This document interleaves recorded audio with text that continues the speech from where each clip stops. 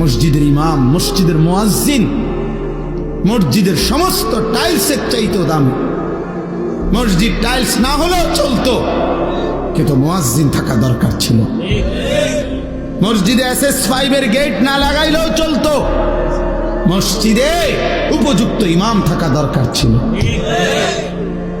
আগে কইয়া লয় 4,000 টাকা 5,000 টাকার ভিতরে হুজুর একজন হুজুর দেন, 5,000-এর ভিতরে। হ্যাঁ, হুজুরে দিতে হবে 5,000-এর ভিতরে। আমি অনেকের জিজ্ঞাসা করছি যে চাচা 5,000 টাকাটা কি দিন ধরছেন না শরীরের ওজনে ধরছেন না কি হিসেবে, মানে হুজুর মিলাইছেন কেমনে, যে ডেইলি 300 কইরা না 200 কইরা না কেমনে মিলাইলেন 5,000? নাকি হুজুরের শরীরের ওজন, যদি হুজুরের ওজন হয় আপনার 60 কেজি, তাহলে বেতনে 5,000 কেমনি মিলাইছেন? আহা, আফসুস, হায় মুসলমান।